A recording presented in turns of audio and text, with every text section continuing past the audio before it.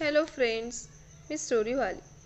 तो आज हम देखेंगे अद्भुत गणितज्ञ श्रीनिवास रामानुजन, भाग 7वां, विवाह एवं नौकरी की खोज। स्कूल छोड़ने के पश्चात लगभग 6 वर्षों तक रामानुजन का जीवन सामान्य नहीं था। घर वालों के लिए वह चिंता का विषय बन गए थे। बेकारी और वित्तीय कठिनाई के बीच स्कूल से बाहर संसार की सब हलचलों से दूर घर पर स्लेट और खड़िया से गणित बनाने में रमे रामानुजन के माता पिता ने विफलताओं में डूबते उतरते अपने पुत्रों को वास्तविकता के धरातल पर लाने की योजना बनाई और 20 वर्षीय रामानुजन को चतुष्पदी बनाने का निर्णय लिया। उनका विचार था कि विवाह करने पर रामानुजन को सांसारिकता के दायरे में लाने की संभावना बन सकती है। उनके जीवन में घर करती विषमताओं के उपचार के लिए आजमाया हुआ नुस्खा था विवाह। उनकी धारणा थी कि रामानुजन पर गृहस्थी का भार पड़ेगा तो वह सीधे मार्ग पर बरबस चलने लगेगा। सन 1908 में उनकी माता कुंभकोणम से लगभग 100 किलोमीटर दूर राजेंद्रम ग्राम में अपने एक मित्र परिवार में गई हुई थी। वहाँ दूर के एक संबंधी परिवार में उन्होंने जानकी नामक एक कन्या का पता लगा। वह एक स्वयं ज्योतिष्य थी ही। उन्होंने जानकी की जन्मपत्री लेकर रामानुजन की जन्मपत्री से मिला। इसके आधार पर उन्हें संबंध ठीक जचा और उन्होंने बात आगे चलाई। जानकी के पिता श्री रंगास्वामी की आर्थिक स्थिति अच्छी नहीं थी। आभूषण बनाने के सामान का छोटा सा व्यापार था उनका। पहले कुछ संपत्ति थी लेकिन बाद में वह उन्हें बेचनी पड़ी थी। 5 बेटियों और एक पुत्र के पिता श्री रंगस्वामी जानकी के विवाह पर बहुत ही सीमित धन व्यय करने की स्थिति में थे। इस कारण से किसी बहुत योग्य अथवा बड़े परिवार में जानकी के विवाह की बात वे सोच नहीं सकते थे।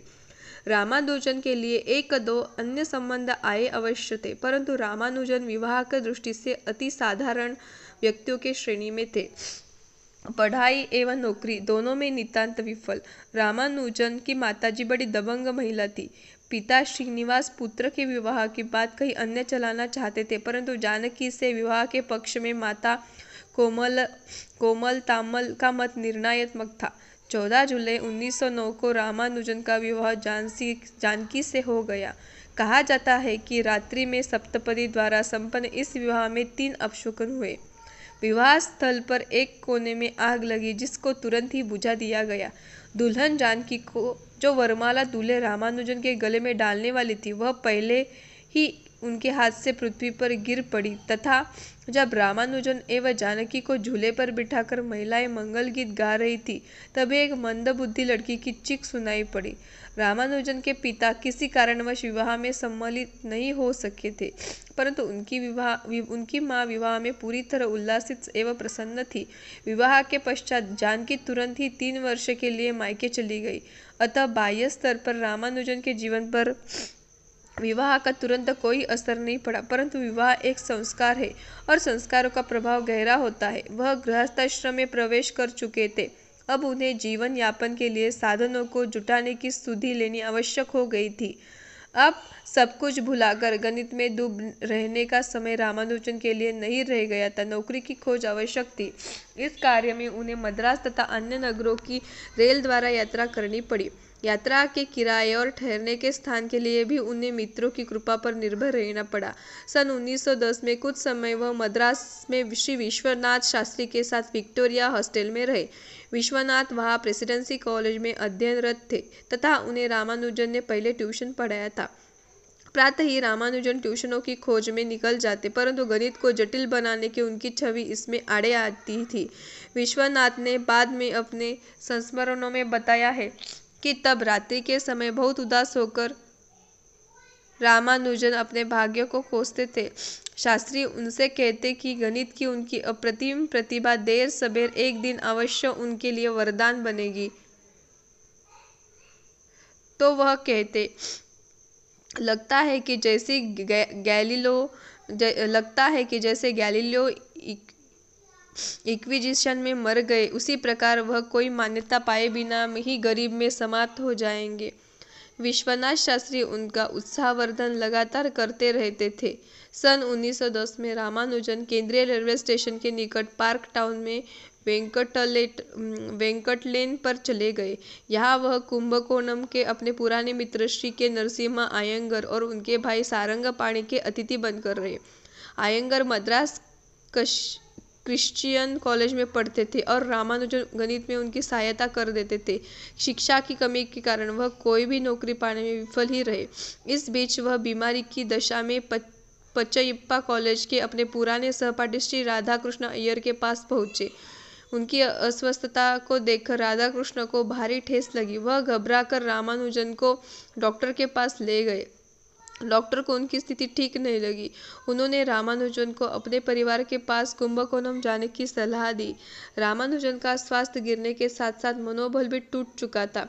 रेल से कुंभकोणम के लिए जाने के समय उन्होंने अपनी 2 नोट्स बुक जिसमें उनके निकाले सूत्र और साध्य लिखे थे राधाकृष्ण को देकर कहा था कि यदि मेरी मृत्यु हो जाए तो यह नोटबुक पचैयप्पा कॉलेज के गणित के अध्यापक प्रोफेसर सिंगरावेल्लु मुदालियर अथवा मद्रास क्रिश्चियन कॉलेज के प्राध्यापक प्रोफेसर एडवर्ड पी रॉस को दे देना। रुग्णावस्था में भी वह कुंभकोणम पहुंचे। वह रहकर उन्होंने स्वास्थ्य लाभ किया। उसके बाद नौकरी की खोज में वह पुनः मद्रास के लिए चले गए। अब उनकी नौकरी की खोज का तरीका बदला। उन्होंने ट्यूशन ढूंढने के बजाय कार्यालय में कार्य की खोज आरंभ करने का निश्चय किया। इसके लिए वह कई प्रभावशाली व्यक्तियों से भी मिले। ऐसे व्यक्तियों से मिलने के समय वह अपनी नोटबुक साथ रखते थे।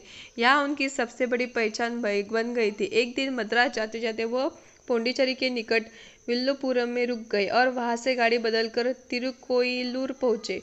वहां वह श्री वी रामास्वामी अय्यर से मिले। श्री अय्यर वहां डिप्टी कलेक्टर थे। यद्यपि वह किसी विश्वविद्यालय में पढ़ाते नहीं थे, परंतु उन्हें लोग प्रोफेसर कहकर संबोधित करते थे।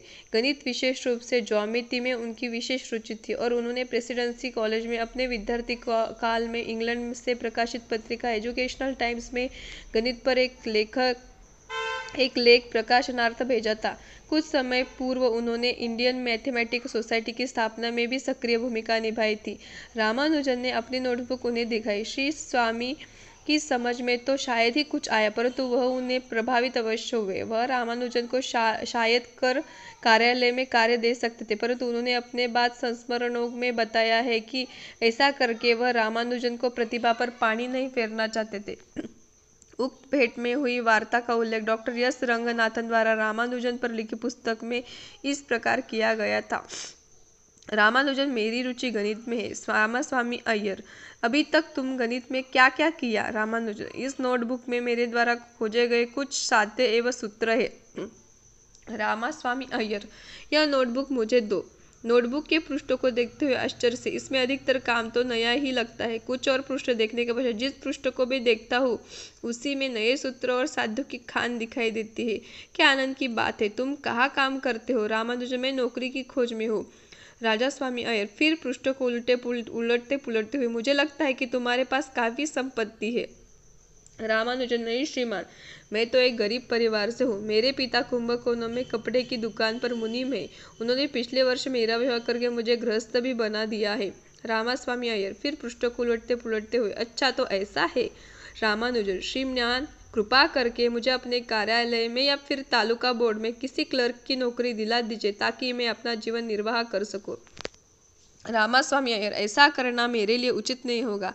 यदि तुम मेरे कार्यालय में या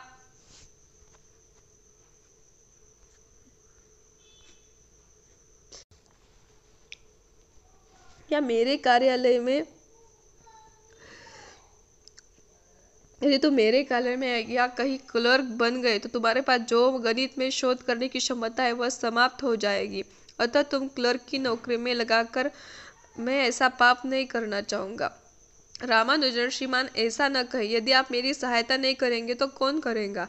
रामास्वामी अय्यर, ऐसा मत सोचो कि मैं तुम्हें निराश करना चाहता हूँ। तुम्हें कुछ निश्चित सहायता मिलेगी। जरा कुछ मिनटों के लिए प्रतीक्षा भर करो। तब स्वामी रामास्वामी अय्यर ने प्रेसिडेंसी कॉलेज मद्रास के गणित के प्राध्यापक श्री पीबी अय्यर को एक अच्छा सा पत्र लिखा। रामास्वामी अय्यर, रामानुजन, यह पत्र लो और जाकर प्रोफेसर पीवी शेषु अय्यर से मिलो, उन्हें यह पत्र दो। क्या तुम उन्हें थोड़ा बहुत जानते हो? रामानुजन: जी हाँ, मैं राजकीय कॉलेज कुंभकोणम का विद्यार्थी रहा हूँ। रामास्वामी अय्यर: तब तो उनसे मिलना तुम्हारे लिए आसान होगा। प्रोफेसर शेषु अय्यर पहले राजकीय कॉलेज में अध्यापक थे और 4 वर्ष पहले प्रेसिडेंसी कॉलेज में पहुंच गए थे। उस समय वह कुछ वर्ष पूर्व संस्थापित इंडियन मैथमेटिक्स सोसाइटी की कार्यकारिणी सद के सदस्य थे।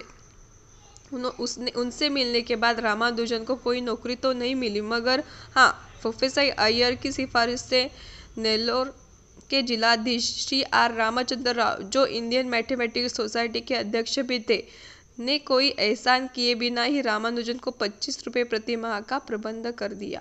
भाग 7वां समाप्त।